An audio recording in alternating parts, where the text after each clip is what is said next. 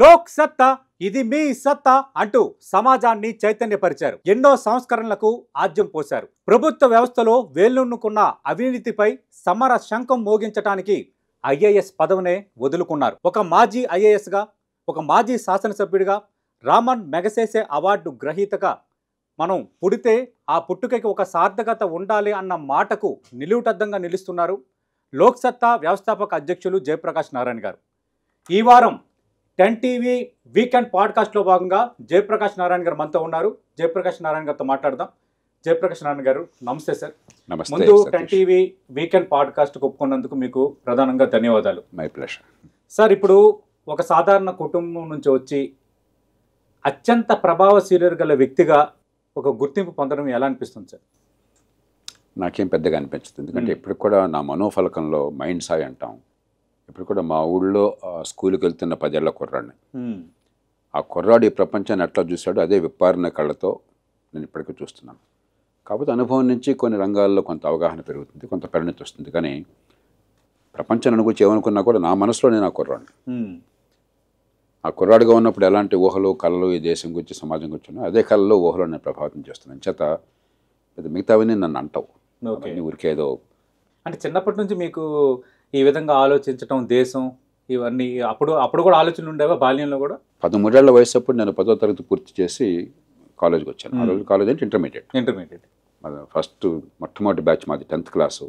SSC, అప్పటిదాకా SSLC ఉండేది, PUC ఉండేది. 10 ఏళ్ళు ప్లస్ 2 ఏళ్ళ ఇంటర్మీడియట్ మాది మొట్టమొదటి అనమాట. 13 ఏళ్ల వయసు అప్పుడు. అప్పటిదాకా ఏం తెలుసు, ఏదో స్వతంత్ర పోరాటం గురించి వినేవాళ్ళం, కొందరు నాయకుల పేర్లు చెప్పేవాళ్ళు.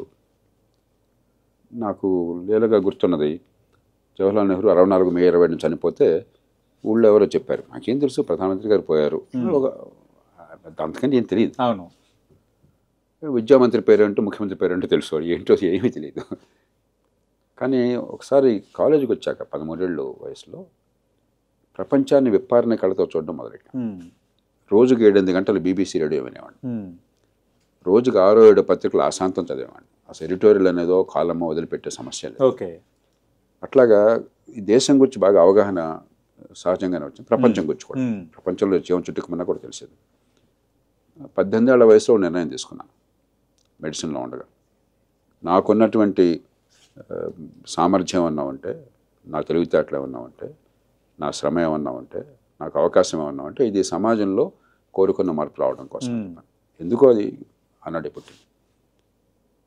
దానిలో భాగంగానే ఎమర్జెన్సీ వస్తే తీవ్రంగా మనసు కాల్చబడింది, తీవ్రంగా వ్యతిరేకించింది. ఓకే. అర్భకుణ్ణి, అనామకుణ్ణి గొంతెత్తి వ్యతిరేకిస్తున్నాను. కుటుంబ నేపథ్యం లేదు, డబ్బు లేదు, ఒక సంస్థ లేదు, అందుకని జైల్లో పెట్టేంత లేదు, ఇక్కడ ఓకే వదిలేసేంత కూడా లేదు. కాబట్టి నిఘా పెట్టారట నా మీద. ఆ సంగతి నాకు అప్పుడు తెలియదు, తర్వాత తెలిసింది. ఏదో చిన్న చిన్న సంఘటనలు జరిగితే నేను వ్యతిరేకించి కొంచెం గట్టిగా నిరసన తెలిపాను. అప్పుడు జిల్లా కలెక్టర్ వాళ్ళని కలవటం కొంచెం జరిగింది. ఆ ఎమర్జెన్సీ వచ్చినప్పుడు కుంగిపోయిన వాళ్ళనే అవ్వకండి, ఎమర్జెన్సీ అంతమైనప్పుడు పొంగిపోయిన వాళ్ళనే అవ్వకండి. ఓకే. కానీ పొంగటం తాత్కాలికమే, స్వేచ్ఛ వచ్చింది, కానీ సమాజం పెద్దగా మారలేదు, ప్రభుత్వం రాజకీయం మారలేదన్న విషయం అర్థమైంది. అప్పటికి మెడిసిన్ పూర్తవుతుంది. దాంతో ఆవేదన నుంచి ఎవరో స్నేహితులు, అప్పటిదాకా డాక్టర్లని ఐఏఎస్కి అనుమతించేవాడు కాదు. ఓకే. ఈ ఐఏఎస్ పరీక్ష చూడ నాకు ఏం తెలియదు, అసలు పట్టించుకోవాలి. అంటే అప్పుడు అంటే వైద్య విద్య అభ్యసిస్తే ఐఏఎస్ రాయడానికి అనుమతి ఎందుకు అడగబోకండి, మన దేశంలో అలాంటి పిచ్చి చాలా ఉంటుంది. ఓకే. అంటే డాక్టర్లు దానికి అర్హులు. అందరూ రాసేస్తున్నారు, అందరూ. ఆ సంవత్సరం మొట్టమొదటిసారిగా అప్పుడే కొఠారీ కమిషన్ ఒకటి పెట్టారు సార్. ఆ కమిషన్ వారు పరీక్షల పద్ధతిని, మళ్ళీ ఐఏఎస్లో కూడా పరీక్షల పద్ధతిని వచ్చినప్పుడు మొట్టమొదటి పరీక్ష పద్ధతి మార్చిన పరీక్ష నాదనమాట. 1980 ప్రిలిమినరీ ఎగ్జామినేషన్. 79లో పరీక్ష, 80లో చార్జ్. 80లో చార్జ్ ఇప్పుడు. So preliminary examination, main examination ఇలా పెట్టి డాక్టర్లు అనుమతించారు. ఓకే.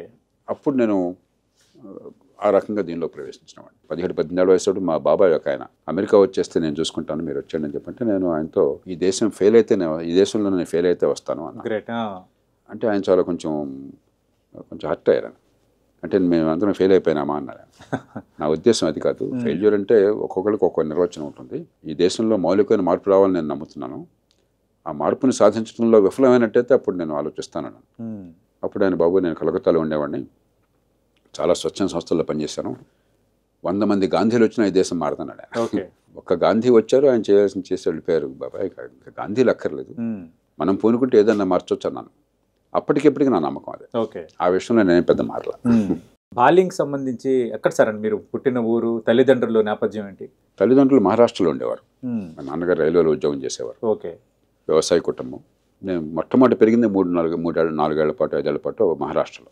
చిన్నప్పుడు పుట్టింది మా అమ్మగారి పుట్టిల్లు కాబట్టి ఆ గ్రామంలో విజయవాడ హాస్పిటల్లో పుట్టాను. ఇది కొంచెం కాన్పు కష్టం అయితే విజయవాడ సెయింట్ ఆన్స్ ఆసుపత్రి అంటారు, అమెరికన్ ఆసుపత్రి అనేవాళ్ళు, అక్కడ పుట్టాను. కానీ పెరిగింది మొట్టమొదటి 4-5 సంవత్సరాలు మహారాష్ట్రలో. ఓ చిన్న ఊరు నాగ్భేడ్ అని చెప్పని చంద్రపూర్ జిల్లాలో ఉండేది, ఒక రైల్వే టౌన్ అనమాట అది. కాబట్టి మన భాషలో విద్య కావాలని చెప్పని తెలుగు. మా అమ్మగారి ఊరిలో హై స్కూల్ ఉంది, మా నాన్నగారి ఊరిలో హై స్కూల్ లేదు.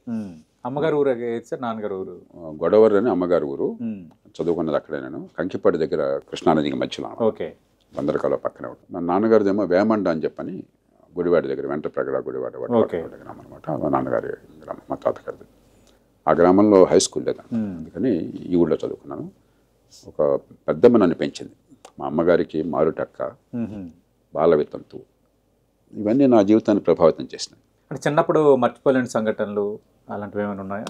పెద్దగా ఏం లేవు. బాగా ఇంపాక్ట్ చూపించినవి పెద్దగా ఏం లేవు. కాకపోతే బాగా నిద్రపోయేవాడిని. ఓకే. సాయంత్రం 7 దాటి మేలుకున్న సంఘటనలు లేవు. బహుశా 10 గంటలు నిద్రపోయేవాడిని అనుకుంటున్నాను నేను. నాకు ఎన్ని గంటలు గుర్తులేదు కానీ కనీసం 10 గంటలు శుభ్రంగా, అసలు మామూలు నిద్ర కాదు, గాఢ నిద్ర. మాకెక్కడో ఊళ్ళో టీచర్లు ఊళ్ళోనే నివాసం ఉండేవారు. ఈ రోజుల్లో కాదు పాపం, వాళ్ళు జీతాలు తక్కువైనా ఒకటి ప్రాణం పెట్టేవాళ్ళు పిల్లలంటే. మేము కూడా టీచర్ల ఇంట్లోనే ఉండేవాళ్ళం. పిల్లలంతా సంస్కృతి గతంలో ఉండేది, సరదాగా ఉండేది. ఆ పిల్లలు అక్కడే పడుకునే వాళ్ళం, ఏదో ఉండేది అనమాట అంతా. మా ఫ్రెండ్స్, నేను మిగతా వాళ్ళందరూ నేను 7 గంటలకే గొర్రెకు పెట్టేసాను అనుకుంటాను. ఒకరోజు నన్ను గోనె సంచుల్లో పెట్టేశారు. ఓకే. అయినా నేను నిద్రలాగల, నాకు తెలియదు అసలు. అంత నిద్రలో ఉన్నా, అంత గాఢ నిద్ర. నాకు అసలు నిద్ర అనేది అనమాట. రెండోది, అందరూ పాపం కష్టపడి చదువుకునేవాళ్ళు. మాకు ప్రతి సంవత్సరం కొత్త పుస్తకాలు వచ్చాయి, కొత్త సిలబస్ మా అంతా కొత్తది కదా. టెక్నాలజీ లేనప్పుడు, రిసోర్సెస్ వనరులు లేనప్పుడు అన్ని పక్కాగా ఉండేవి. స్కూల్ ప్రారంభానికి ముందే పుస్తకాలు రెడీ, తరగతి బుక్స్ ఇచ్చేసేవారు. వచ్చారు వాళ్ళు ఎవరు, మనం కొనుక్కోవటం. ఆ కంకిపాటి వెళ్ళి ప్రతి సంవత్సరం అక్కడ వెళ్ళి పుస్తకాల షాపులకు వెళ్ళి పుస్తకాలు కొనుక్కుని చాలా పండుగ, కొత్త పుస్తకాలు వస్తున్నాయని చెప్పి వారం రోజుల్లో పుస్తకాలని పూర్తి చేసేవాడిని. అయిపోయేది లెక్కలు మొత్తం వారం రోజుల్లో మొత్తం అయిపోయేది, 10 రోజుల్లో.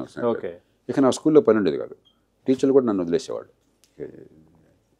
ఈ కుర్రాడు తీరు వేరే అని చెప్పి నన్ను వదిలేసేవాళ్ళు. కొంతమంది ఎంకరేజ్ చేసేవాళ్ళు, వేరే పుస్తకాలు ఇచ్చి ఈ చేయని చెప్పని. వనరులు లేని కాలంలో కూడా టీచర్లు కొంచెం ఆసక్తిని గుర్తించి బాగా ఎంకరేజ్ చేసేవాళ్ళు. అది బాగా గుర్తుంది నాకు. ఆ టీచర్ల చలవ అద్భుతమైనది. సార్, మీరు 1980లో ఐఏఎస్గా ఛార్జ్ తీసుకున్నారు అంటే, అనుకున్నారంటే ఐఏఎస్ అవుదాం అనుకున్నారా, లేదంటే ఎవరి నుంచైనా ప్రేరణ ఏమైనా పొందారా? ఏ ప్రేరణ లేదు.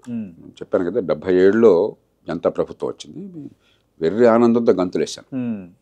ఈ దేశంలో గాంధీ విప్లవం వచ్చింది, దేశం మారిపోతుందని చెప్పి నమ్మాను. ఓకే. వైద్యమేమో మెడిసిన్ అప్పుడే 78, 79లో పూర్తయింది. హౌస్ సర్జన్సీ చేస్తాం మేము 1 సంవత్సరం. ప్రజలకి సేవ అందించడము, ప్రాణాలని కాపాడడం మించిన ఆనందం ఇంకోటి ఉండదు. అదే సార్, కొన్ని ప్రాణాలు కాపాడగలిగాం సాటిస్ఫాక్షన్ ఉంది ఆ రోజుల్లో కూడా. అలా ఉండగా కొంతమంది ఫ్రెండ్స్ నాకు గుంటూరులో హౌస్ సర్జన్ చేస్తున్న వాళ్ళు మమ్మల్ని కలవడం కోసం వచ్చారు. అంటే ఒక సాటర్డేనో సండేనో అనుకుంటాను. మేము హాస్పిటల్లోనే నివాసం ఉండేవాళ్ళం. ఇది మాట్లాడుకుంటుంటే నా ఫ్రెండ్ మీరా తను అన్నది, చెప్పి ఐఏఎస్ చేస్తే బాగుంటుంది కదా, మీకు ఇంత బాధ ఉంది, దేశం అంటే ఇంత తపన ఉంది అంటే, నాకు ఐఏఎస్ డాక్టర్ని ఎలా చేయాలనుకుంటున్నా మీరా, నాకు అలా గుర్తుంది, నాకు సరిగ్గా తెలియదు అని చెప్పండి. కాదు, ఇవాళ పేపర్లో చూశాను నేను, ఈ కొఠారి కమిషన్ వచ్చింది, డాక్టర్ని ఎలా చేస్తున్నారని చెప్పాను. ఆ క్షణం అన్నాను, అయితే నేను పరీక్ష తీసుకుంటానన్నాను. అలా కాకతాళీయంగా నిర్ణయం జరిగింది. అలా ఒక్కొక్క జిల్లాలోకి వచ్చేసాను. ఫస్ట్ అటెంప్ట్లోనే వచ్చేసింది మీకు? ఇంకో అటెంప్ట్ చేద్దామని ఆలోచన కూడా నాకు లేదు అసలు. అవునా సార్? ఓకే. మీరు ఐఏఎస్ అయిన తర్వాత తల్లిదండ్రుల ఫీలింగ్ ఎలా ఉంది? మా అమ్మ నాన్నగారిని ఇద్దరిని కలిశాను నేను. నాన్నగారు, అమ్మ నేను ఐఏఎస్కి వెళదాం అనుకుంటున్నానంటే, మా నాన్నగారు, ఎందుకు నాన్న, హాయిగా ఉంది, ఇది ఇండిపెండెంట్ లైఫ్, స్వతంత్రంగా బతకచ్చు. అప్పటికే ఈ రాజకీయం ఇదంతా కొంచెం కుళ్ళన్న భావం అప్పటికే కొంత వచ్చింది, ఇప్పటిలా కాకపోయినా ఉంటుంది. అక్కడైతే ఆ స్వతంత్రం ఉండేది, ఎందుకు ఇదంతాను, హాయిగా గౌరవంగా బతకొచ్చు కదా, ప్రజలకు సేవ చేయొచ్చు కదా అని చెప్పంటే, నేను చాలా కర్కశంగా సమాధానం ఇచ్చాను. ఇప్పుడైతే అలా మాట్లాడు. ఓకే. తండ్రికి, నాన్నగారికి, నాన్నగారు, నేను మీ దగ్గరికి సలహా కోసం రాలేదు, సాయం కోసం వచ్చాను. మీరు సహాయం చేస్తే కొంచెం తేలిక అవుతుంది, సహాయం చేయకపోతే కొంచెం కష్టం అవుతుంది. ఓకే. వెంటనే అమ్మ నాన్నగారు ఇద్దరు కూడా, బాబు మేము పూర్తిగా మీతో ఉన్నాం అని చెప్పన్నారు. కానీ ఆ మాట నేను అనకుండా వాళ్ళు ఇప్పటికి కూడా అనిపిస్తుంది, మా నాన్నగారిని మా అమ్మని అలా బాధ పెట్టాను, అలా ఆ మాట అనకూడదు అని చెప్పాను. నేను అయితే మృదువుగా చెప్పవలసింది. అవును. కాబట్టి అప్పటి నుంచి ఇప్పటిదాకా పూర్తిగా సహకారం తప్ప ఇంకో గొడవ లేదు. ఓకే. మరి ఐఏఎస్ అధికారిగా సంతృప్తికరంగా సాగిందా? దాదాపు 16 సంవత్సరాల వరకు చేసినట్టున్నారు. అంటే లేదు ఎందుకు ఐఏఎస్గా వచ్చాను అని భావన ఎప్పుడైనా కలిగిందా? అది ఏనాడు కలగలేదు. సంతోషం అంటే రెండు రకాలుగా ఊహించవచ్చు. చెట్లుంచో రావతం చెట్టే మహావృక్షం. అవును. మిగతా వాళ్ళతో పోలిస్తే బ్రహ్మాండంగా చేస్తున్నామని జనం అంతా కీర్తించినప్పుడు మీరు సంతోషం పొందవచ్చు. కానీ జరగాల్సిందంతా పోలిస్తే చాలా తక్కువ జరుగుతుంది అని బాధ కలుగుతుంది. నేను రెండు పూర్తిగా అనిపించిన. ఓకే. 2 పార్సల్ చూశారు. తెలుగు రాష్ట్రాల్లో నేను ఎక్కడ పనిచేసినా, ఏ ఉద్యోగంలో పనిచేసినా కూడా ఇప్పుడు నేను బయటకు వచ్చి 30 ఏళ్ళు అయిపోయింది. అవును. నేను చెప్పక్కర్లేదు, మీరు ఎవరినైనా ఎక్కడైనా అడగండి. అది వీళ్ళు వాళ్ళని ఇంతవరకు నా మీద చాలా దండెత్తిన వాళ్ళు చాలా మంది కోపం తెచ్చుకున్నారు. కానీ ఒక్కళ్ళు కూడా వేలెత్తి మచ్చ చూపే అవకాశం లేదు. లక్షలాది మంది ఆనాడే కాదు ఈనాడు కూడా ఆ ప్రేమని అభిమానాన్ని చూపెడతాను. అంటే ఆబ్వియస్లీ మిగతా వాళ్ళతో పోలిస్తే కాస్త చేసే అవకాశం నాకు దక్కింది. నేను ఎప్పుడు చెప్పేవాడిని, మీరు అంతా ముళ్ళ చెట్టు ఎక్కిస్తున్నారయ్యా, 100 చేయాల్సి ఉంటే 30 చేస్తున్నాను. నేను అల్ప సంతోషులు. నాకు జరిగిన 70 కనిపిస్తుంది, మీకు జరిగే 30 కనిపిస్తుంది. మిగతా దద్దమ్మలు 5-10 చేస్తున్నారు కాబట్టి నా 30 బ్రహ్మాండంగా కనిపిస్తుంది. ఓకే. దీంతో సంతృప్తి పడకూడదు మనం అని చెప్పాను. అప్పటికిప్పటికి నా నమ్మకం అదే. కాబట్టి ఉద్యోగంలో వ్యక్తిగతంగా నాకేం ఇబ్బంది లేదు. అందరి మన్ననలు పొందాను, అందరి అభిమానాన్ని చూరగొన్నాను. ఈ పార్టీ ఆ పార్టీ ఈ ముఖ్యమంత్రి నాకు అసలు గొడవ లేదు. ఫైట్ ఏమనంటే ముఖ్యమంత్రితో ఉండేది. ఓకే. ముఖ్యమంత్రితో ఫైట్స్ కూడా దాదాపు 100% నేను ఎప్పుడు నెగ్గేవాడిని. ఓకే. నా మాటను మన్నించేవాడు, నమ్మకంతోనో గౌరవంతోనో మన్నించేవాడు. అందుకనే మా శ్రీమతితో కూడా పెళ్ళప్పుడు చెప్పాను, నేను ఒక ఆఫీసర్గా అనుకుంటే పెళ్లి చేసుకోవద్దు, ఎక్కువ కాలం ఉండను, నేను ఖచ్చితంగా ఈ దేశంలో మార్పుల కోసం నేను పోరాడాలని చెప్పాను. పాపం ఆవిడకి అర్థమైంది లేదు, ఆవిడ ఒప్పేసుకున్నది. ఓకే. ఇప్పుడు కూడా నాతో దెప్పుతూ ఉంటే నేను చెప్తుంటాను, ఇప్పుడు చెప్పాను కదా అని చెప్పాను. ఆమె గృహిణి సార్ మేడం, అంటే లాయర్గా ట్రైనింగ్ అయ్యారు కానీ లాయర్గా ప్రాక్టీస్ చేయలేదు. ఓకే. పిల్లలు ఏం చేస్తున్నారు సార్? పిల్లలు మామూలుగా మా కుటుంబంలో పెద్ద ఎవరికి ప్రపంచానికి తెలియదు, వాళ్ళు కూడా ఎవరికి చెప్పుకోరు. ఎప్పుడు ఎక్కడ మనం పిల్లలు కానీ ఇంకోటి కానీ అసలు ఫలానా అని చెప్పుకోరు, పొరపాటు కూడా చెప్పుకోరు.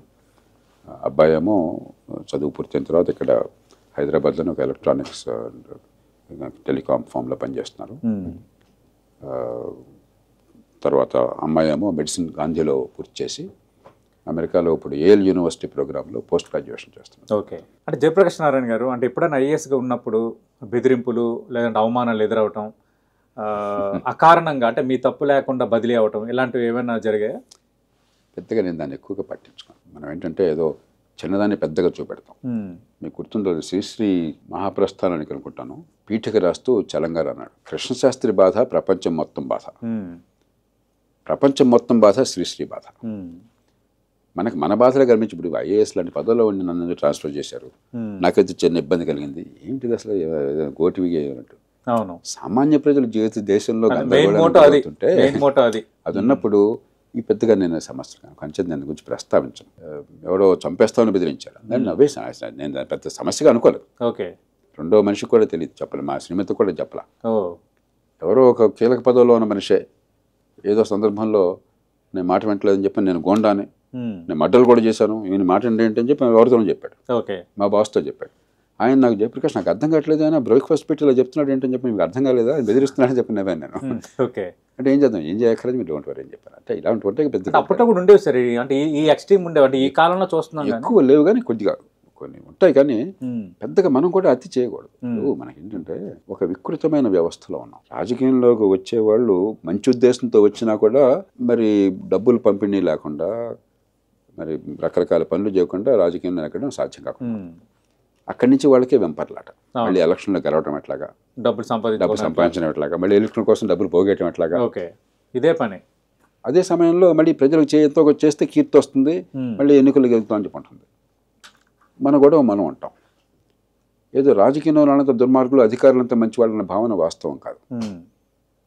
అవును. నేను మొట్టమొదటి చాలా త్వరగా నాకు అర్థమైంది, రాజకీయంలో ఉన్నవాళ్ళు మన కంటికి దుర్మార్గులు కనిపించినా కూడా ఎంతో కొంత ప్రజలకు మంచి చేద్దాం అన్నటువంటి తపన లేకపోతే రాజకీయంలోకి రారు. అంచేత మనం వాళ్ళు తప్పు చెప్తే ప్రజలకు వ్యతిరేకంగా, ప్రజా సంక్షేమ వ్యతిరేకంగా చెప్తే వ్యతిరేకిద్దాం. అంటే విధి నిర్వహణలో జయప్రకాష్ నారాయణ చట్టాలను కూడా ఉల్లంఘించారంటారు? చట్టాలే కాదు, నిబంధనలు చాలాసార్లు ఉల్లంఘించాను. నిబంధనలు ఎన్నోసార్లు ఉల్లంఘించాను. నిర్మోహమాటంగా. మరి దాని రహస్యం లేదు. ఓకే. ఫైల్ మీద రాసి ఉల్లంఘించేవాడిని కారణం చెప్పి. ఇంతవరకు ఎవరు ఎందుకు అలా ఉల్లంఘించామని నన్ను ఎవరు అడగల. ఓకే. అడగలేదు ఎవరు అడగరు. ఎందుకంటే ఆ సందర్భం అలాంటిది, అంత పారదర్శకం. దానిలో ఎక్కడ మరి రహస్యం కానీ ఇంకోటి కానీ లేదు. ఈ కారణంగా దీన్ని నేను తిరస్కరిస్తున్నాను. That's all, end of story. 452 పథకాలు జరుగుతున్నాయి ప్రకాశం జిల్లాలో. 452? ఒకటి కాదు, రెండు కాదు. ఉమ్మడి ఆంధ్రప్రదేశ్లో 20 ఏళ్ల పాటు 22 జిల్లాల్లో కలిపి 1,00,000 ఎకరాలు జరిగితే అక్కడ 2,00,000 ఎకరాలు జరుగుతుంది ఒక్క జిల్లాలో. 2 ఏళ్లలో. ఈ పద్ధతి పెడితే ఒక శతాబ్దం కూడా పూర్తి కాదు. కాబట్టి నేను నిబంధనలు తొంగలో తొక్కిపారేశాను. ఒకరోజు బ్యాంకర్ అందరినీ పిలిచాను. హైడ్రాలిక్ క్లియరెన్స్ కావాలి కదా మీకు? అవును. ఎవరు వాళ్ళు? గవర్నమెంట్ వాళ్ళు. నేను ఇచ్చేస్తాను. ఓకేనా? ఓకే సార్, మీరు గవర్నమెంట్ అన్నారు. 452 ఫైళ్ళ మీద ఒక్కరోజు సంతకాలు పెట్టాను. ఓకే. నేను బహిరంగంగా ఉల్లంఘించాను. ఓకే. ఎవరు కాదంటారు? అవును. అరే అది సముద్ర తీరాన ఉన్న జిల్లా, ఆ నీళ్ళన్నీ సముద్రంలోకి పోతున్నాయి, ఖాళీ అవుతుంది. దీనికి మీరు లెక్కట్టేది ఏంటి? కట్టలు కట్టేది ఎప్పుడు? ఒక సందర్భంలో ఒక నిబంధన పెట్టారు. ఆ నిబంధన ప్రజలకు వ్యతిరేకంగా ఉంటే, జరిగే పని ఆపేస్తుంటే, నిబంధన అడ్డు పెట్టుకుని ప్రజలకు న్యాయం చేయకపోతే ఇంకా అధికారం ఎందుకు, పదవి ఎందుకు, తెలివితేటలు ఎందుకు? ఈ డ్రైనేజ్ వ్యవస్థని కృష్ణా డెల్టాలోను గోదావరి డెల్టాలోను శాశ్వత ప్రాతిపదికన బాగు చేయడం కోసం ఒక పథకాన్ని అప్పుడు తయారు చేసి అప్పటికి చెన్నారెడ్డి గారు ముఖ్యమంత్రి అయ్యారు. వచ్చి ఆయనకి ఇచ్చాను. కొత్త ముఖ్యమంత్రి, అసెంబ్లీలో మొట్టమొదటి రోజు కొత్త సెషన్. ఫస్ట్ రోజే. ఆ రోజున నాకు హైదరాబాద్లో నాకు ఏదో అధికార కార్యక్రమం అంటే ముఖ్యమంత్రి గారిని అసెంబ్లీలో కలవడానికి వెళ్ళి మర్యాద కోసం ఒక చీటీ పంపించాను. చాలా మంది కాంగ్రెస్ పార్టీ కొత్తగా వచ్చిన అధికారులు కోలాహలం, కాంగ్రెస్ మామూలు మీకు తెలుసు కదా, ఎమ్మెల్యేలు, ఎంపీలు, అధికారులు, ఢిల్లీ నుంచి పెద్ద నాయకులు అంతా ఉన్నారు. హడావుడి ఎక్కువ ఉంటుంది. అసలు నన్ను చూసే అవకాశం లేదు. సరే నేను అనుకుని వచ్చానని తెలుస్తుందని చెప్పి ఒక కాగితం మీద నా పేరు రాసి పంపించి 5 నిమిషాలు వెయిట్ చేసి వెళ్ళిపోదాం అనుకున్నాను. ఆయన వెంటనే లోపలికి పిలిపించి నన్ను యాంటీ చేంబర్లోకి తీసుకెళ్ళి నాతో గంటసేపు మాట్లాడి ఈ రిపోర్ట్ మళ్ళీ 3 సార్లు ఇట్ట అని నేను చదువుతాను జయప్రకాష్ అని 3-4 సార్లు అన్నారు. నేను నమ్మలా. ఏదో పెద్ద ఆయన మన బాధ్యత, తర్వాత చూద్దాం ఏ రకంగా దీన్ని ముందు తీసుకెళ్ళాలని చెప్పి అనుకుంటున్నాను నేను. ఆయన ఆశాంతం చదివారు. చదివి అందరు కలెక్టర్లకి నాకు కాకుండా మిగతా వాళ్ళందరికీ పంపించి ఇలా ఉండాలి ఆలోచన పరిపాలన అంటే చెప్పి వాళ్ళు నాకు ఫోన్లు, ఇదేందా నువ్వు పని చేసావు సరే మమ్మల్ని తిట్టిస్తావు కానీ నాకు తెలియదే బాబు అసలు నా పని నేను చేశానని చెప్పాను.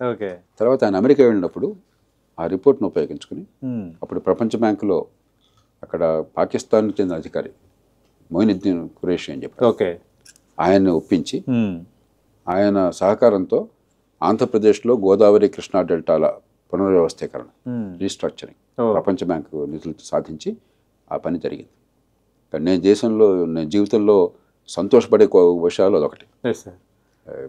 ప్రకాశం జిల్లాలో 2,00,000 ఎకరాలు జరిగిన, గోదావరికే కాకుండా 5 జిల్లాలకు ఉపపడింది. కృష్ణా, గుంటూరు, ప్రకాశం, కృష్ణా డెల్టా, తూర్పు పశ్చిమ గోదావరి జిల్లాలో. ఇప్పుడు మర్రి చెన్నారెడ్డి, తర్వాత కోట్ల విజయభాస్కర్ రెడ్డి, నెదురుమల్లి జనార్దన్ రెడ్డి, ఎన్టీ రామారావు, నాకు తెలిసి మీరు చూసిన ప్రముఖ ముఖ్యమంత్రులు వీళ్ళే. వీళ్ళతో ఎలా అనిపించింది మీకు? ఎవరితో బెస్ట్ అనిపించింది, బెస్ట్ చీఫ్ మినిస్టర్?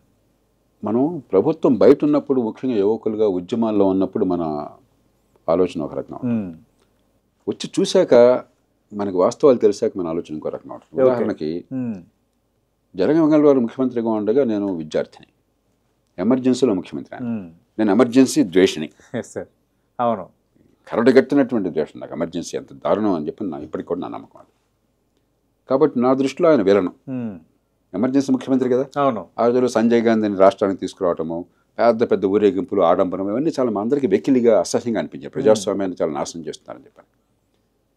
వెంగళరావు గారు నాకు చాలా ఆప్తమిత్రుడు అయినాడు. తర్వాత ముఖ్యమంత్రిగా పనిచేయకపోయినా కూడా జాతీయ స్థాయిలో మంత్రిగా చేశారు, పిసిసి అధ్యక్షులుగా చేశారు, ఒక సీనియర్ నాయకుడిగా. ఎంత అద్భుతమైన నాయకుడో నాకు ఆ పరిచయం నుంచి అనుభవం నుంచి నాకు తెలుసు. నా దృష్టిలో తెలుగు నేల చూసిన అతి గొప్ప ముఖ్యమంత్రి జలగా వెంగళరావు గారు. అంత ముందు చూపు, నేర్పరితనం, లక్ష్య సాధన, సమర్థులైన వాళ్ళని నమ్మి వాళ్ళకి అధికారం అప్పగించడం, బాధ్యతలు అప్పగించడం, సరైన యజమాయిషీ చేయటం, ఆయనకు చనిపోయేదాకా తపన. మన రాష్ట్రం ఎట్లా కావాలి, మన రాష్ట్రంలో జరగాలి, మన రాష్ట్రం చనిపోయేదాకా. చనిపోవడానికి 2 రోజుల ముందు ఆయనతో పాటు ఆసుపత్రిలో 2 గంటలు కూర్చున్నాను. ఆయన 2 రోజుల ముందు చనిపోయే ముందు కూడా మన రాష్ట్రంలో ఈ ప్రాజెక్ట్ కావాలి, మన రాష్ట్రంలో ఈ పని జరగాలి, అదే తపన ఆయనకి. సో నా దృష్టిలో ఆయన నెంబర్ 1. ఇక మిగతా వాళ్ళు ప్రతి ఒక్కళ్ళకి గొప్ప లక్షణాలు ఉంటాయి. చెన్నారెడ్డి గారు ఉన్నారు, ఇందాక చెప్పాను. చెన్నారెడ్డి గారి గురించి మేమంతా ఏమంటున్న వాళ్ళం, షష్టి పూర్తి, 6 తులాభారం, అవినీతి, రకరకాలుగా చెప్పుకునేవాళ్ళం. నేను అనుకునేవాడిని చెన్నారెడ్డి గారు ముఖ్యమంత్రిగా ఉండి నేను కలెక్టర్గా ఉంటే అంత తెలుస్తాను అనుకునేవాడిని. ఎంత అద్భుతంగా ఆయన ఒక ముఖ్యమంత్రిగా స్పందించారంటే చెప్పాల్సిన అవసరం లేదు. ఒక కీలకమైన విషయం ఒక రాజ్యాంగ సమస్య రాజభవన్లో ఉండగా గవర్నర్ గారు ముఖ్యమంత్రి గారిని మళ్ళీ పునఃపరిశీలించమని చెప్పడానికి అవసరం వచ్చింది. ఏం చేయాలన్నారు ఆయన, ముఖ్యమంత్రి గారిని భోజనానికి పిలిపించండి, పిలిచి ఆయనకి ఎక్స్ప్లెయిన్ చేయండి, మీరంటే చాలా గౌరవం అన్నది, కానీ ఇది ఈ కారణంగా నేను దీన్ని తిప్పి పంపిస్తున్నాను, మీరు చెప్పింది వ్యతిరేకం చేయాలి కదా, కాబట్టి మీరు పునఃపరిశీలించి పంపించాలని చెప్పినట్టు తప్పకుండా ఆయన అర్థం చేసుకుంటారు. గవర్నర్ గారు ఆయన 4 సార్లు గవర్నర్గా చేశారు, నాకు చాలా సీనియర్, ఆయనకి ఎలా చెప్తారు, నాకు ధైర్యం లేదు, మీ బాధ్యత అది.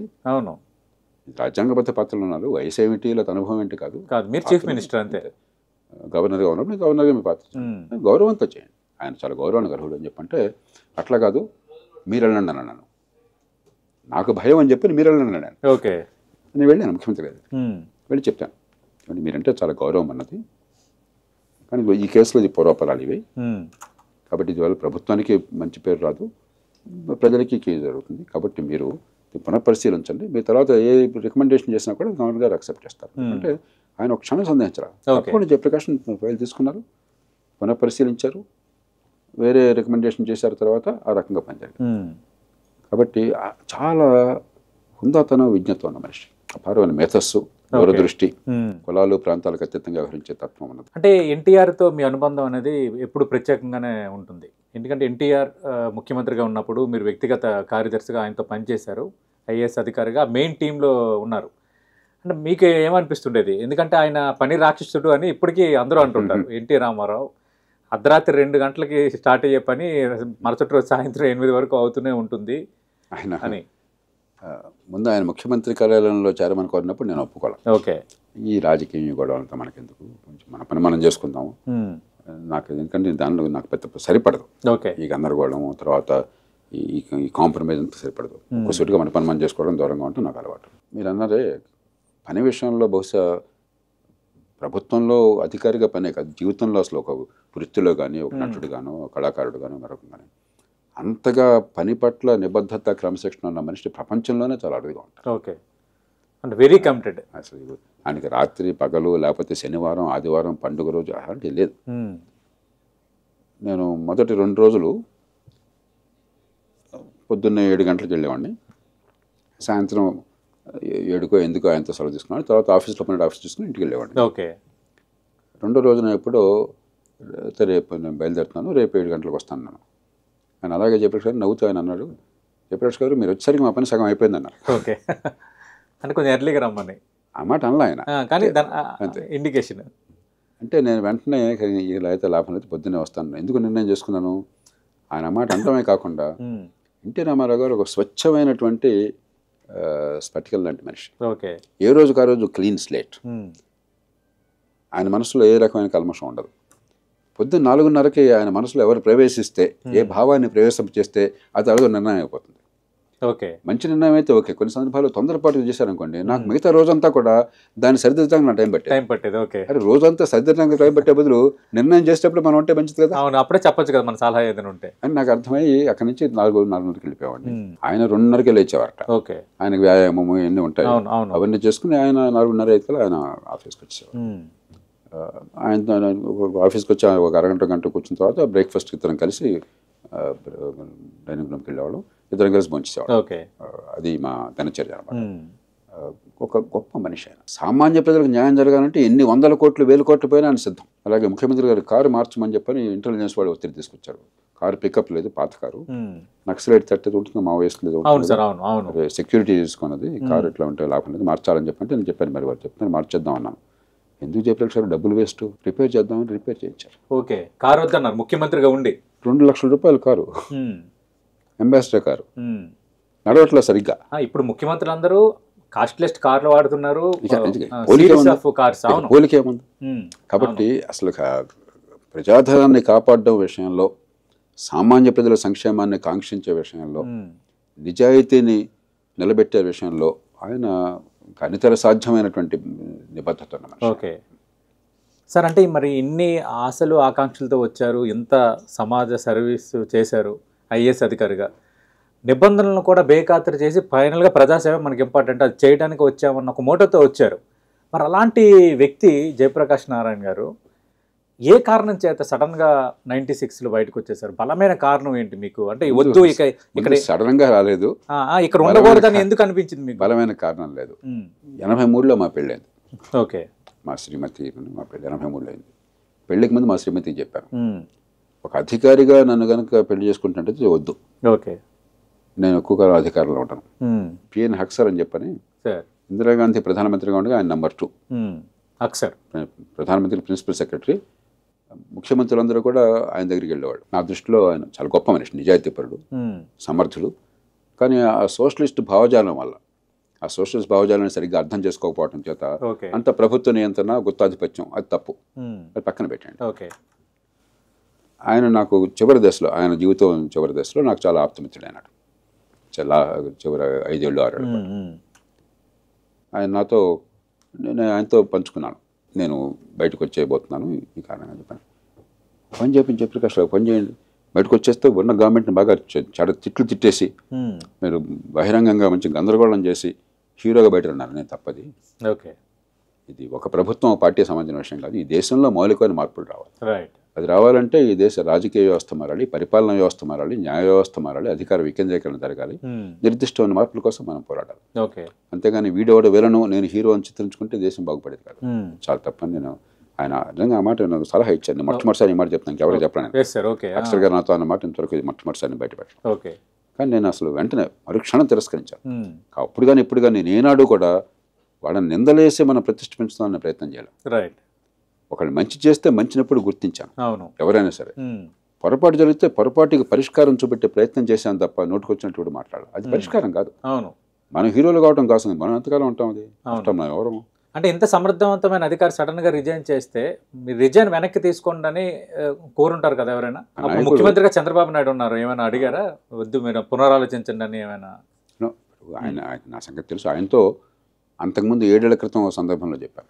ఒక వివాహం దగ్గర మేమిద్దరం కలిసి ఉంటే ఏదో సందర్భం వచ్చింది, ఎందుకో బాబు ఎక్కువ కాలం నేను ఉన్నాను, రాజీనామా చేస్తానని చెప్పంటే ఒక సంభాషణ జరిగింది. అది గుర్తు చేశారు ఆయన. నేను మళ్ళీ రాజీనామా చేస్తాను కానీ ఆయన ఆ విషయం గుర్తు చేశాను.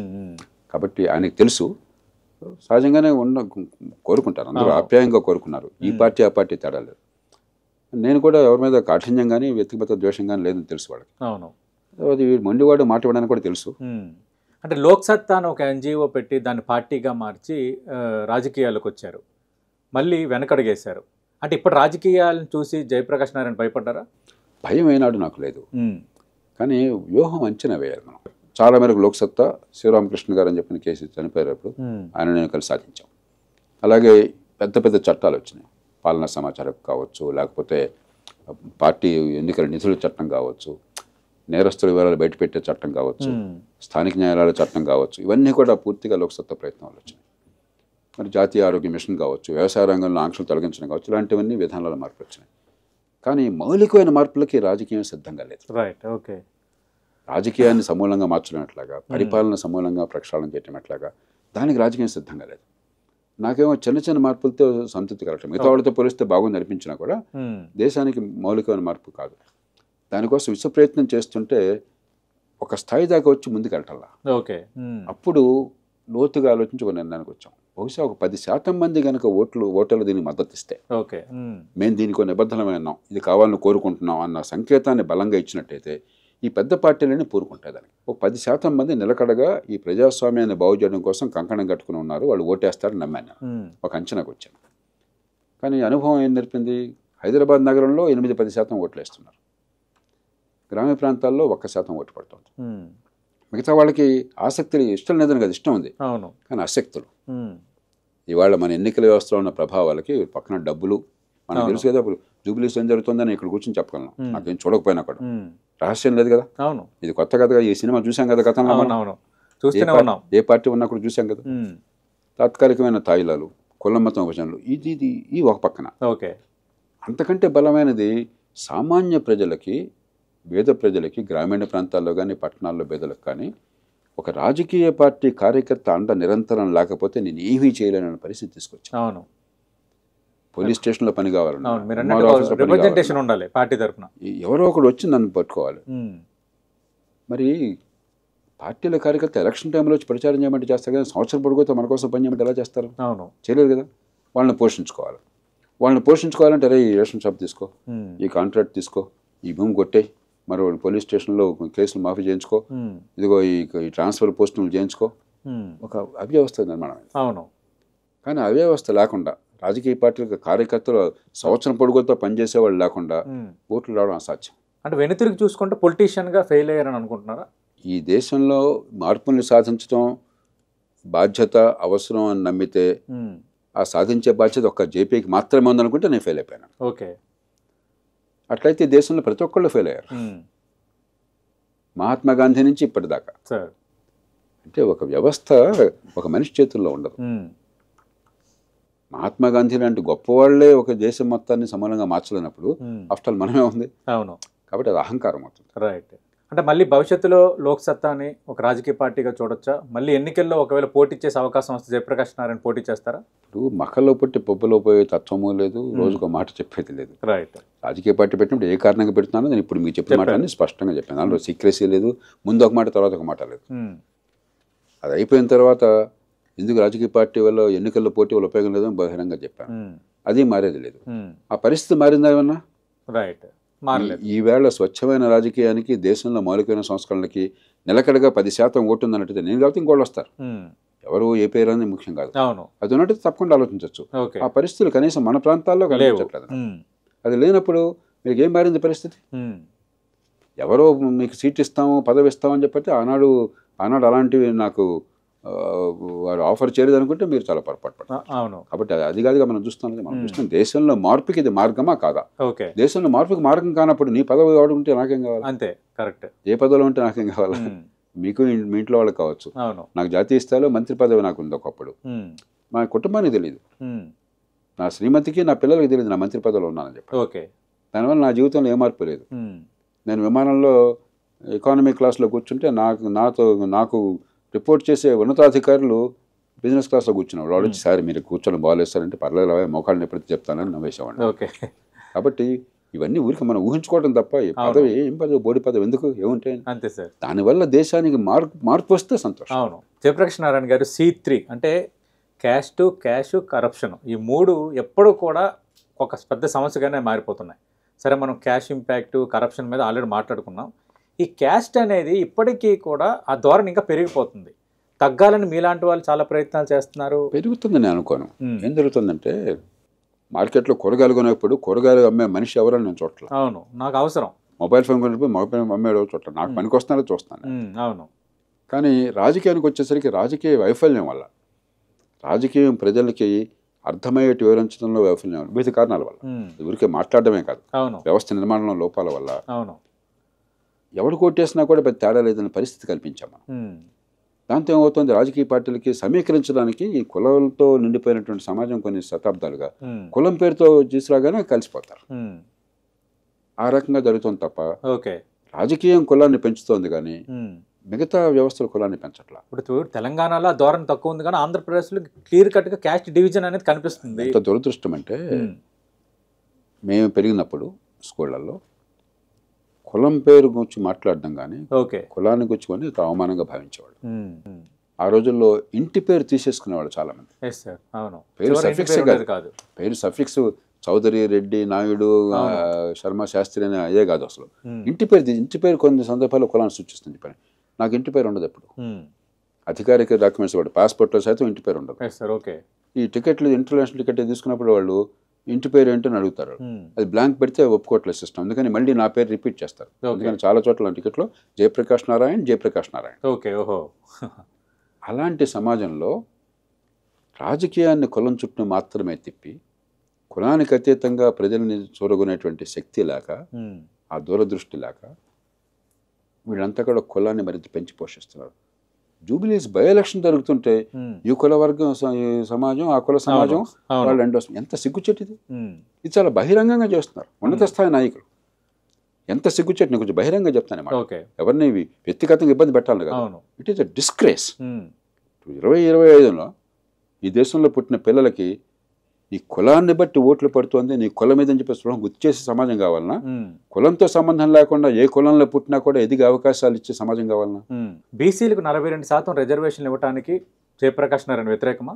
కులాలు నిజం ఈ దేశంలో అప్పుడు సార్ కొన్ని వందల ఏళ్ల పాటు కుల వ్యవస్థ పుట్టుకతోనే మనిషిని ఎక్కువ తక్కువ చేసింది. కాబట్టి వివక్ష ఉన్నది. వీళ్ళందరికీ మీరు సమానం అయిపోయినారు, అంతా కలిసి రండి ఓటేయండి అని చెప్పంటే చాలదు.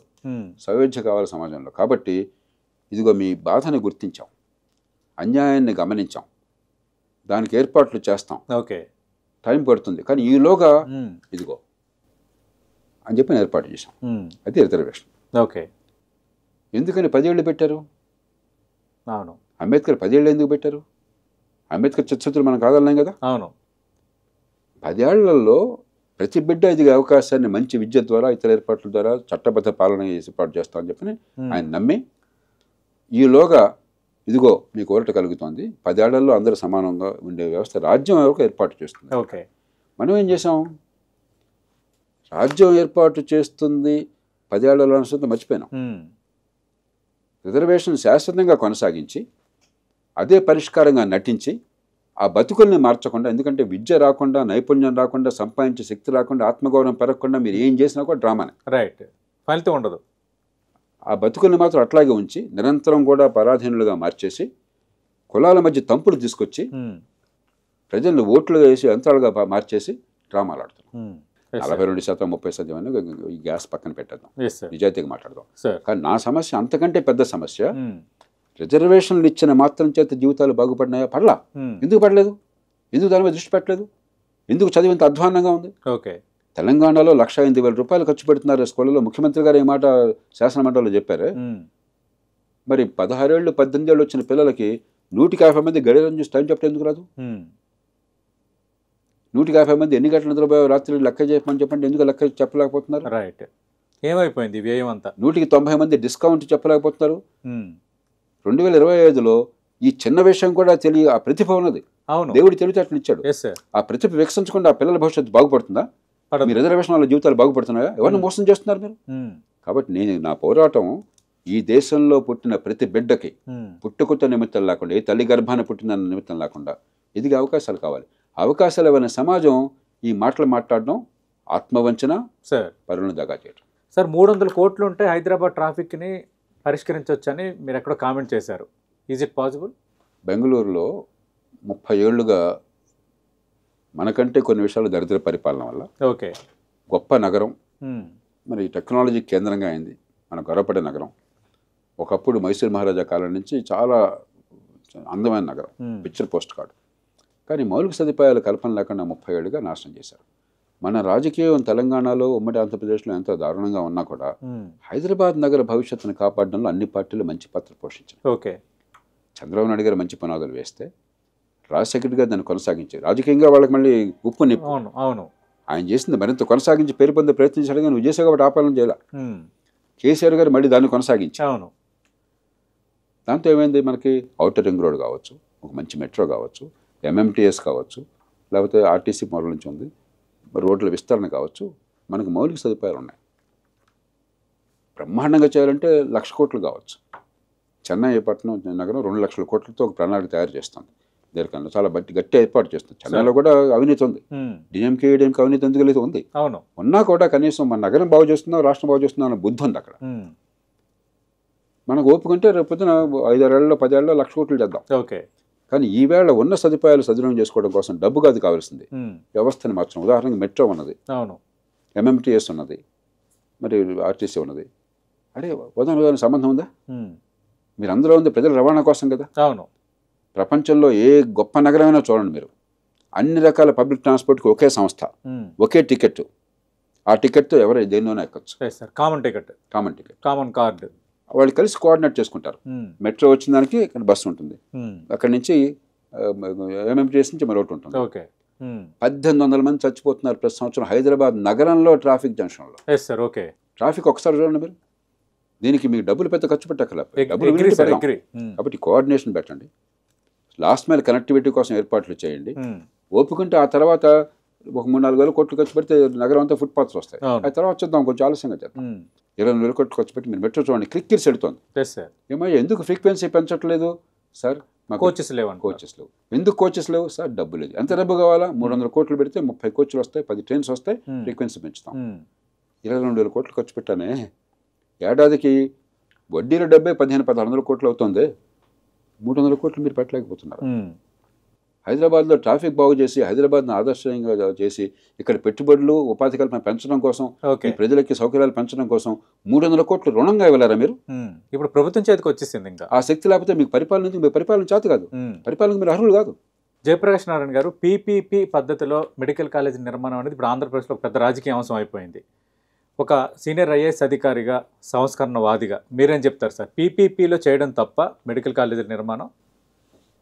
డెంగ్ షియాపింగ్ అనే ఒక చైనీస్ నాయకుడు, ఆయనే చైనాలో ఒకప్పుడు కమ్యూనిస్టు మూర్ఖత్వం నుంచి బయటపడి సర్వనాశనమైన ఆర్థిక వ్యవస్థను కాపాడి ఆర్థిక సంస్కరణలకు దారితీసి ఇవాళ ప్రపంచంలో సాటిలేని మేటి శక్తిగా చైనాను పెట్టాడు. అమెరికా కూడా మునిగిపోతుంది. ఆయన ఈ విషయం గురించి చాలా స్పష్టంగా చెప్పాడు. ఏమన్నాడు ఆయన? పిల్లి నల్లదా తెల్లదా కాదయ్యా, ఏ రంగా నీకేం కావాలా, పిల్లి ఎలికల్ని పడుతుందా లేదా.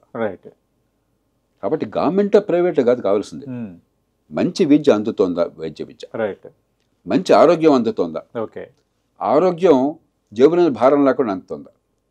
ఈ 3 ఉన్నంతకాలం ఎవరు చేస్తే నాకేం కావాలా. కాబట్టి ఇది చాలా నిరర్ధకమైన. పీపీపీ పద్ధతిలో నిర్మిస్తే పేద విద్యార్థులకు అన్యాయం జరుగుతుంది, సీట్లు తగ్గిపోతాయి, ఫ్రీ సీట్లు తగ్గిపోతాయి. ఇది దీన్ని వ్యతిరేకించే వాళ్ళు చేసే వాదన. అసలు సీట్లో ఉన్న వాళ్ళకి వైద్య విద్య రావటం లేదండి. మీకు ఆ విషయం తెలుసో లేదో? మేము వైద్యం నేర్చుకున్నప్పుడు మా రోజుల్లో కంటే ఇలా ఇంకా ప్రతిభావంతులు వస్తున్నారు, పోటీ పెరిగింది సార్. వచ్చిన పిల్లల్ని ఉసూరు అనిపిస్తున్నాం మనం. కాలేజీల పేర్లు చెప్పను, ఉభయ తెలుగు రాష్ట్రాల్లో ప్రతిష్టాత్మకమైన మెడికల్ కాలేజీల్లో కూడా వైద్యం పూర్తిగా కాన్ఫిడెన్స్ లేకుండా చేస్తున్నాం. థియరీ నేర్చుకుంటున్నారు, అందరూ పాస్ అవుతున్నారు, ప్రాక్టికాలిటీ లేదు, ప్రాక్టికల్ నాలెడ్జ్. మరి 50% ప్రాక్టికల్ నాలెడ్జ్ మ్యాండేటరీ వైద్యం, దాన్ని కూడా నాశనం చేసాం మనం. మనం శిక్షణ బాగుండాలి, విద్య నేర్చుకోవాలి, పేదల మీద భారం లేకుండా ఏర్పాట్లు కావాలి. అంతేగాని అది గవర్నమెంట్ ప్రైవేటే కాదు. అసలు పేరుకి డిగ్రీ ఉంటే చూడండి, ఇప్పుడు పీజీ లేకుండా డిగ్రీ అయిన తర్వాత ప్రాక్టీస్ చేయడానికి ఎంతమంది ధైర్యం చేస్తున్నారు. పీజీ అయ్యాక కూడా నేను స్పష్టంగా చెప్తున్నాను, పోస్ట్ గ్రాడ్యుయేషన్ చేసిన తర్వాత కూడా సర్జరీ చేస్తే మరొకటి చేస్తే నేను సొంతంగా చేయగల నమ్మకం చాలా కొద్ది మందికి ఉంటాను. ఆ తర్వాత మళ్ళీ 3-4 ఏళ్ళు అదృష్టం కలిసి వచ్చి ప్రతిష్టాత్మకమైన ఒక సర్జన్ దగ్గర పనిచేసి నేర్చుకుంటే, తపన పడితే అప్పుడు పనికి వస్తున్నాను. కాబట్టి మనం లక్ష్యం మర్చిపోయి మధ్యలో ఈ డ్రామాలు ఆడేస్తున్నాం. ఒక చోట రిజర్వేషన్ అంటాం, మరో చోట పబ్లిక్ ప్రైవేట్ అంటాం, మరో చోట ఇంకోటి అంటాం, ఏదో ఒకటి చెప్తాం. చివరికి దేశాన్ని కొల్లబెడుతున్నాం. కొంచెం పచ్చిగా మాట్లాడుతున్నాం, నిజాయితీగా మాట్లాడుకున్నాం. ఇప్పుడు డేటా సెంటర్ పైన వివాదం నడుస్తుంది సార్. డేటా సెంటర్ రావటం అనేది ఆంధ్రప్రదేశ్ ప్రగతికి, ఆంధ్రప్రదేశ్ ఇమేజ్కి చాలా ఉపయుక్తమైనది. భవిష్యత్తులో వేలాది ఉద్యోగాలు రాబోతున్నాయి, విశాఖపట్నం ఐటీ హబ్గా మారబోతుంది అనేది ప్రభుత్వం చేస్తున్న వాదన. డేటా సెంటర్ రావడం వల్ల రేడియేషన్ వస్తుందనో, ఈ సమస్యలు వస్తాయి, అవకాశాలు ఎక్కువగా రావు, వచ్చే ఉద్యోగాలు స్వల్పమే అన్నది మరొక వాదన. మీరేం చెప్తారు సార్? మీరు గ్రహించింది ఏంటి డేటా సెంటర్పై మీ కామెంట్? మనకి విపరీత వాదనలు ఎక్కువైపోయినాయి మన దేశంలో. ఏ అంశం చేసినా సరే ఒకళ్ళు అద్భుతం అంటారు, ఇంకోటి ఉపద్రవం అంటారు, రెండు పచ్చి అబద్ధాలు. ఇంత పెద్ద ఆర్థిక వ్యవస్థలో ఎన్నో పనులు జరగాలి.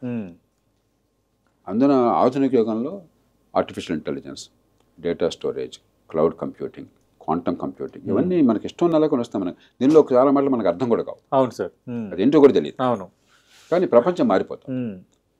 దానిలోకి మనం వెళ్ళకపోయినట్టయితే ఎల్లకాలం వెనకాల ఉండిపోతాం. కానీ దాంతో అద్భుతాలు జరుగుతుంటే మనం మోసం చేసుకుంటాం. ఓకే, కాబట్టి డేటా సెంటర్లు కావాలి, క్లౌడ్ కంప్యూటింగ్ కావాలి, క్వాంటమ్ టెక్నాలజీ కావాలి, గూగుల్ వాళ్ళు మరొకళ్ళు పెట్టుబడి పెట్టాలి, అది కావాలి, ఇది కావాలి. సార్, ఇప్పుడు సైబర్ నేరాలు పెరిగిపోతున్నాయి. మీరు కూడా సైబర్ బాధితుడే, మీ అకౌంట్లో కూడా ఒక స్పెసిఫిక్ అమౌంట్ పోయింది అనేది. ఏం చేద్దాం సార్? ఎందుకంటే ఎక్కడెక్కడి నుంచో చాలా ఈజీగా అమాయకుల చేతుల్లో వేలాది డబ్బులు పోతున్నాయి, అకౌంట్స్లో లక్షలు మిస్ అయిపోతున్నాయి. గవర్నమెంట్స్ ఏమో ఇనిషియేటివ్ తీసుకున్నాయి అంటున్నాయి, కానీ ప్రతిరోజు ఒక 10 మోసాలతో పత్రికల వార్తలు చూస్తూనే ఉన్నాం. దీనికి ఏంటి ఎండకంటే ఎలా? మంచి ప్రశ్న. ఒకప్పుడు మనం చాలా కష్టంగా ఉండేది ఎలక్ట్రానిక్ ట్రాన్సాక్షన్స్. ఇప్పుడేమో ప్రపంచంలో మనం champion. UPI electronic transactions volume కానీ, డబ్బు లేకపోతే ఫ్రీక్వెన్సీ కానీ హైయెస్ట్ ప్రపంచంలో. సామాన్యులు కూడా, కూరగాయలు అమ్మేటువంటి మనిషి దగ్గర నుంచి చివరికి భిక్షకులు కూడా. నాకు ఎవరో చెప్పారు, అక్కడ పంజగుట్ట చౌరస్తాలో ఎక్కడో డబ్బులు అడుగుతుంటే మన దగ్గర చిల్లర లేదా అని చెప్తాం. క్యూఆర్ కోడ్ ఉంది, మీరు పంపించండి. అవును, ఆ స్థాయికి వెళ్ళిపోయింది. టెక్నాలజీ ఆ రకంగా ఉంటే మంచిదే, కానీ అదే సమయంలో కొన్ని జాగ్రత్తలు తీసుకోకపోతే ఏమవుతుందంటే మీరు చెప్పిన సైబర్ నేరాలు. అందులో ప్రపంచంలో కానీ మన దేశంలో కానీ ఇదే ఉద్యోగం పెట్టుకున్న వాళ్ళు చాలామంది ఉన్నారు. నేను అలా నష్టపోయినాండి. ఓకే. కోవిడ్ టైంలో డెల్టా వేవ్ వచ్చినప్పుడు స్ట్రిక్ట్ లాక్డౌన్ వచ్చింది. అవును. ఆ టైంలో నాకేమైంది, ఫోన్ పనిచేయడం మానేసింది. ఎందుకు పనిచేయడం నాకు అర్థం కాల. మరి బయటకు వెళ్ళడానికి కూడా అవకాశం లేదు, స్ట్రిక్టెస్ట్ లాక్డౌన్. అవును. మీకు డెల్టా వేవ్ అప్పుడు గుర్తుంది, చాలా మంది వేలాది మంది ప్రాణాలు రెండోసారి కోల్పోయారు వచ్చినప్పుడు.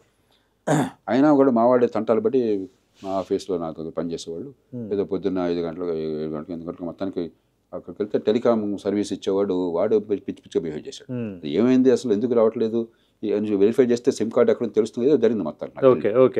సో నేను పట్టించుకోలేదు. నెల గడిచింది అలాగా. ఇది అయిన తర్వాత నాకు డబ్బు అవసరమైంది, చెక్ పంపిస్తే డబ్బులు డ్రా చేయడానికి బ్యాంకులో 700 లక్షలు ఉన్నాయని తెలుసు.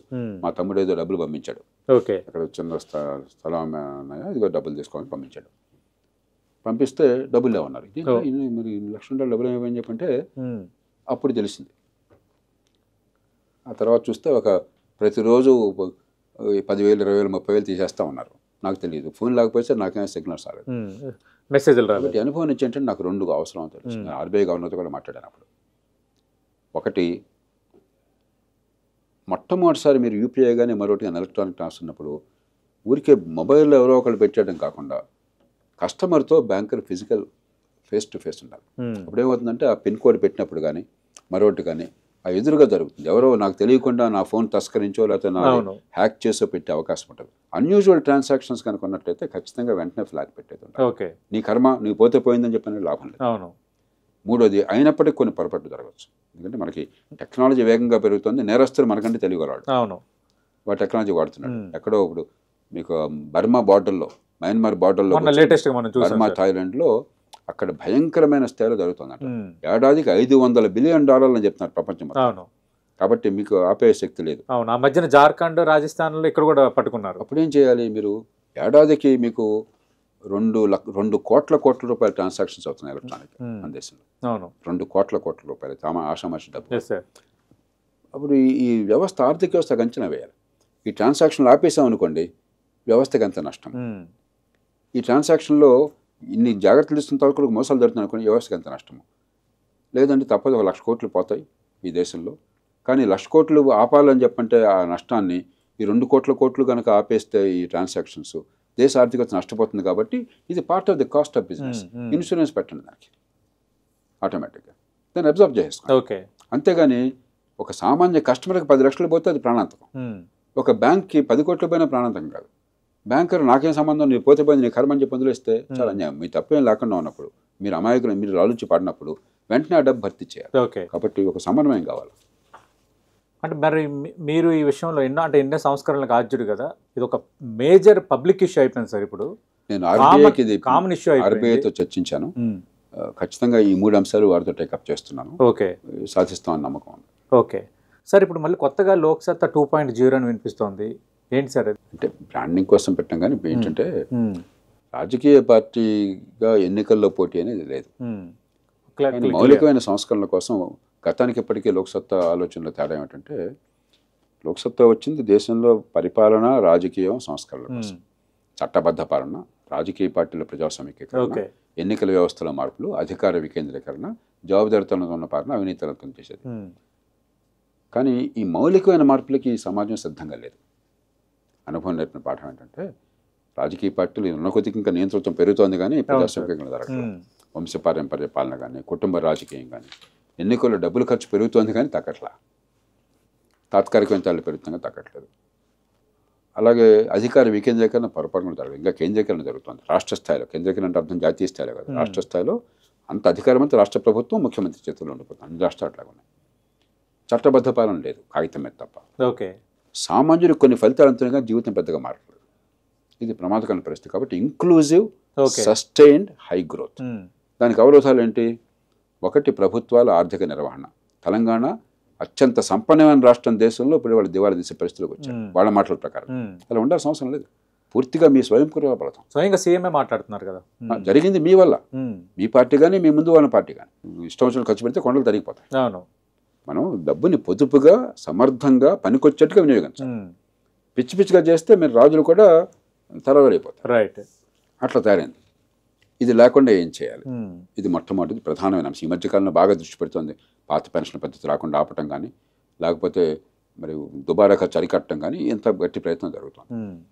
రెండోది చిన్న పట్టణాలు పెరగకపోయినట్టయితే, అక్కడ చిన్న చిన్న ఉద్యోగాలు ఉపాధికి అవకాశం కల్పించకపోయినట్టయితే, పట్టణీకరణ మహానగరాలకు కాకుండా ఎక్కడెక్కడ ఇన్స్టిట్యూట్ ఆర్గనైజేషన్ అంటాం జరగకపోతే ఇంక్లూజివ్ గ్రోత్ రాదు, సామాన్యులు గ్రోత్ నుంచి దూరం వెళ్ళిపోతారు సమాజాలకలో. కాబట్టి చిన్న పట్టణాలు పెంచడం కానీ.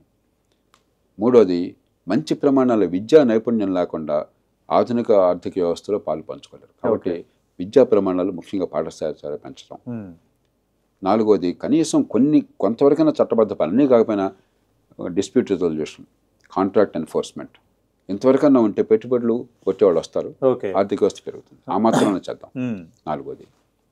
సో ఇట్లాగా 4-5 అంశాలు మనం చేకూర్చాం.